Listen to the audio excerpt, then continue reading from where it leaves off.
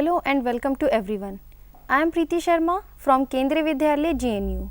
Today we will discuss chapter number 2 of Business Studies of class 11th, that is forms of business organization. In this chapter we will discuss different forms of business organization as well as the formation of company, stages involved in the formation of company, documents required for the formation of company. So first of all we will discuss the meaning of forms of business organization.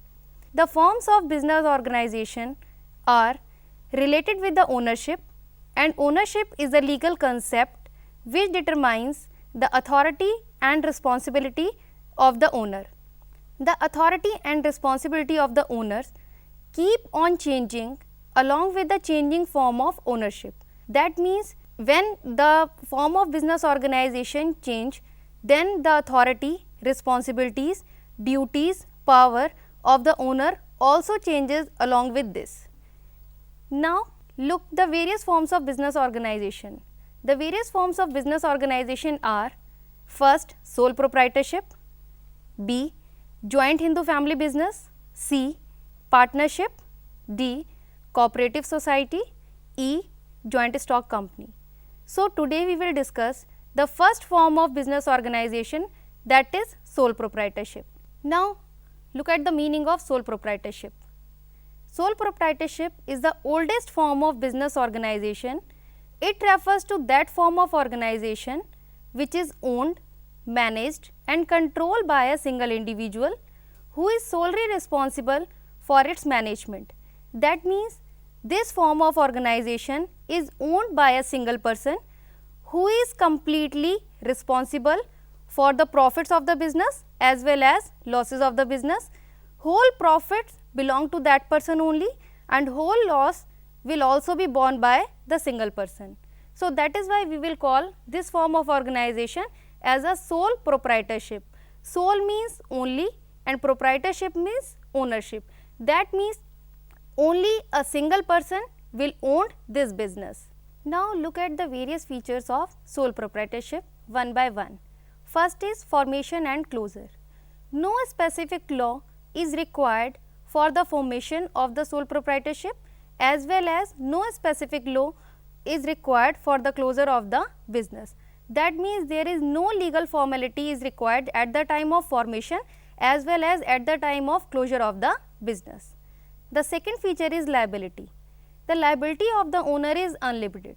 That means if the business profits and reserves are insufficient to meet the creditor's liability, then in that case the personal property of the owner will also be used to meet the liabilities of the business. That means owners bear the unlimited liability because his business property as well as his personal property is attached with this. The third feature is sole risk bearer and profit recipient. That means that a single person is the owner of the business, so whole risk of the business will be borne by this person only, as well as profit that will be earned during the year will also belongs to that person only. That means only a single person will be the risk bearer as well as the profit recipient. There are no anyone else who will bear the risk as well as who will share the profit of this person. Fourth feature is control. Single control. That means if there is a single owner, that means the full controlling power is also in the hand of that person only. There are no other persons or partners or family members who can share or who can control the business. So there is a single control which will be in the hand of that person only who is the owner of the business itself. Fifth is no separate entity. This means business and owner are not separate from each other. They have the same identity. That means they both are having one entity. Business is not separate from its owner. Lastly, lack of business continuity. Lack of business continuity means death, insolvency as well as any other cause has a direct bearing on the continuity of the business. In case of a death of a person who is having sole proprietorship business, with his death, business will also be closed, as well as in case of insolvency of that person, business will also be closed. Now let us come to the next topic, that is merits of sole proprietorship. First is quick decision making. As we know that there is only a single person who owned, manage and control the business, that means the whole decision making power is in the hand of that person only.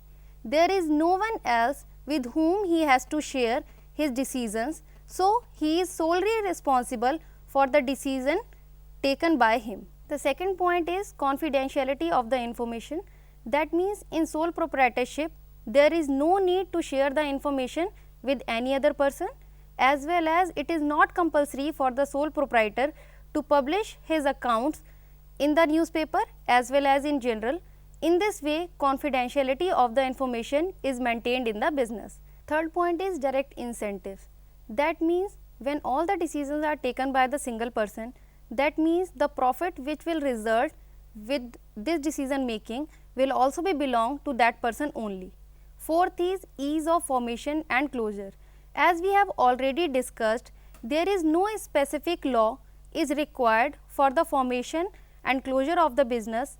In this way, there is ease of formation and closure of the business. Now let us come to the next point, that is limitations of sole proprietorship. First is limited resources.